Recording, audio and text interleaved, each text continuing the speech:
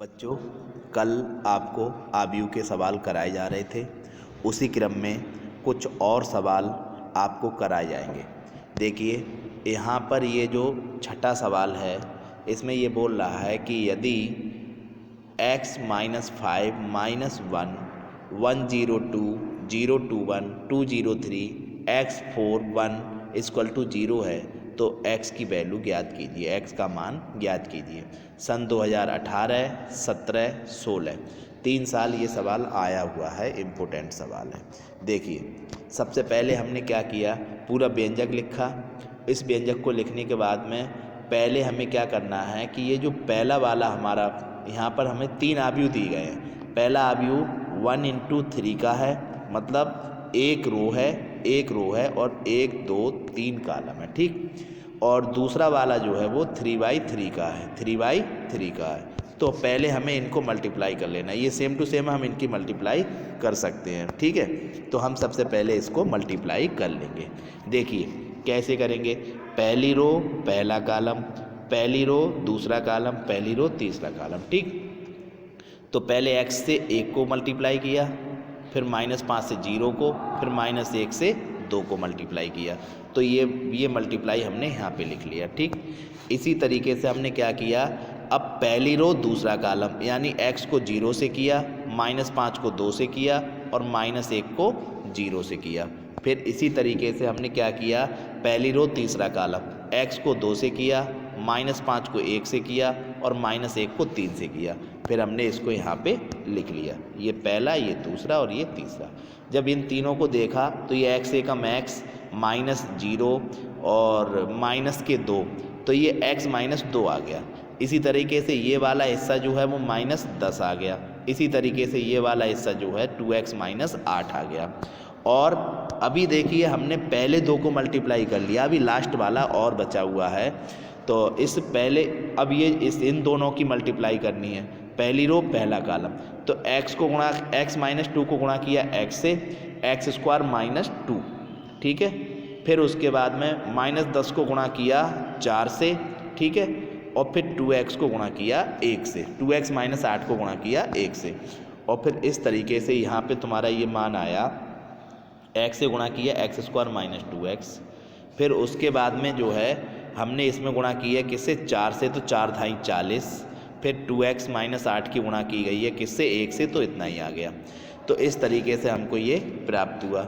उसके बाद देखिए x², ये देखो x² -2x -40 plus 2x -8, -2x plus 2x cancel हो रहे हैं, तो x² -48 बचा और ये बराबर 0 हो गया। x का मान √48 हो गया और √48 का मान 4√3 होता है। इस प्रकार हमारे सवाल का आंसर हमको प्राप्त होता है, ठीक है। अब देखिए नेक्स्ट सवाल है, सवाल नंबर 7। इसमें a का मान है 1011, b 2011 और c का मान है -1231। अब देखिए उसने कहा है प्रूव करके दिखाइए कि ab + c बराबर ab + ac। देखिए क्या करना है, सबसे पहले हम b + c निकाल लेंगे। देखो हमें 3 मान यहाँ निकालने पड़ेंगे, एक b + c का मान, एक ab का मान और एक ac का मान।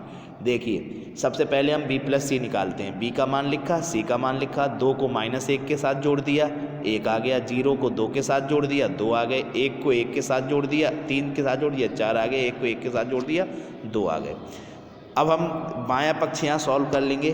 तो बायां पक्ष है a b + c, a का मान लगाया, b + c का मान लगाया, दोनों को मल्टीप्लाई कर लिया। तरीका वही रहेगा, पहली रो पहला कॉलम, पहली रो दूसरा कॉलम, उसके बाद में फिर वो दूसरी रो और पहला कॉलम, फिर दूसरी रो और दूसरा कॉलम, ये यहाँ पर लिख जाएंगे इसी तरीके से। अब इसका मान आ जाएगा 1 2 5 4। जब ये मान आ गया, अब हमने क्या काम किया कि AB का मान निकाला और AC का मान निकाला। AB का मान यहाँ हम निकालेंगे, A और B को मल्टीप्लाई कर लेंगे उसी तरीके से और AC को मल्टीप्लाई कर लेंगे उसी तरीके से। तो इससे हमारा AB और AC दोनों मान निकल आएंगे।